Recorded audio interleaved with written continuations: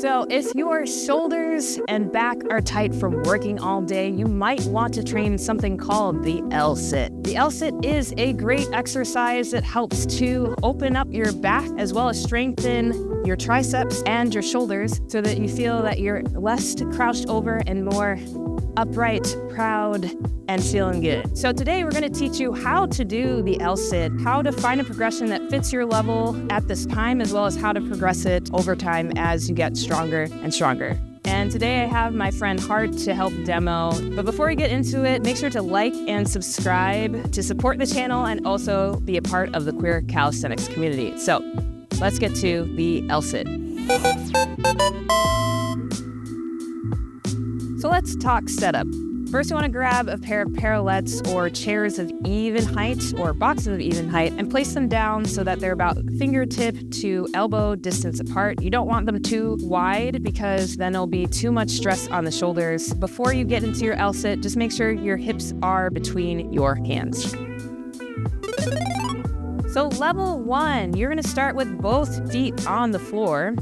And to begin the movement, you drive the shoulders down and away from the ears so that you begin to engage the upper back as well as the triceps. And then you hold for the time that you like to or that you are able to. And if you'd like to make it a little bit more difficult, you could start playing around with how much pressure you're putting into the feet. So you can start by lifting the heels a little bit, and that will make it a little bit harder because you're bearing more of your body weight.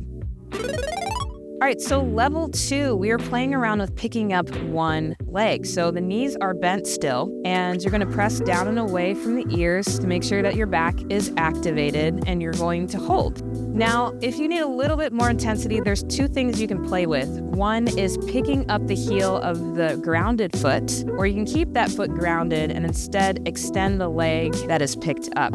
So the straighter your knee is, the harder this gets because you are moving your mass farther away from your center of gravity. And so your body has to work harder to stay up, thus intensifying the movement and getting you stronger in this position. Level 3, the knee tuck L-sit. So now both feet are off of the floor. It's okay if the hips shift a little bit. Everybody is different according to their proportions. So you might find here as it gets harder, your hips shift backward. So as you're holding, just remember to breathe. I know it's really hard, but don't tense up so much that you're losing your breath because it's going to be hard to stay strong.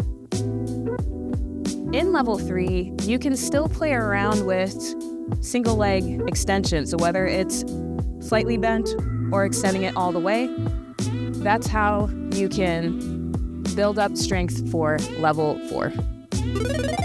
Level 4, we're doing an advanced knee tuck variation. You're going to be in your L-sit position, knees tucked, and then you extend the knees out with both legs as far as you're capable of, until eventually you're going to work your way up to level 5.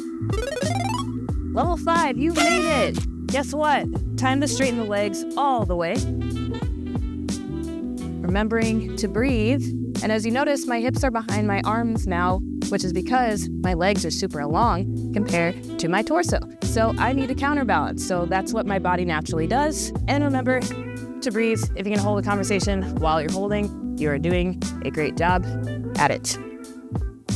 So one thing that people struggle with in the L-sit, especially when they start to straighten the legs, is that they start cramping up in the quads. That sucks. One of the reasons why that happens is because the hamstrings can be kind of tight. So you want to get your body more comfortable in having the hamstrings lengthened, as well as strengthening the abs a little bit and the hips a little bit to help support the lift. So I'm going to show you 2 exercises that you can work on to help you with that. So the first one will be the seated leg raise. So if you're new to this, you probably want to start single leg, grabbing onto one leg like so. And you're just going to squeeze your quad or your thigh and lift the leg with control and lower down. So if that variation is easy enough for you, you can start by placing your hands at your hips and lifting that way. And if that is relatively easy for you, you can start moving the hands forward a little bit, right? This increases the compression demand and makes this automatically harder. So with each variation, you could play around with how bent the knee is. The limitation there is the more bent your knee is, the harder it is to actually lift your leg in terms of like there's no real space or anywhere to go in there. So just be mindful of that. All right, so to make that even harder, you can move into some double leg versions, starting with the hands at the hips. Harder would be closer to the feet, but it's important to feel that engagement in the abs and the hips, as well as the quads, squeezing as much as you can. When you're doing the Jefferson curl, you're going to get a box or some surface to elevate your feet in case you are pretty flexible and can go past your toes. If not, it's okay to do this with your feet on the floor.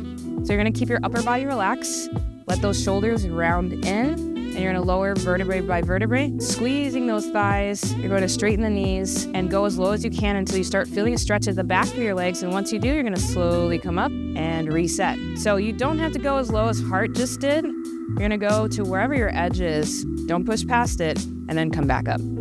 So that's the L-sit. You know how to progress it, but if you want a more structured way to train it, there is a link to a comprehensive bodyweight strength program in the notes below. As for now, that's all I got. So thanks for watching and see you next time.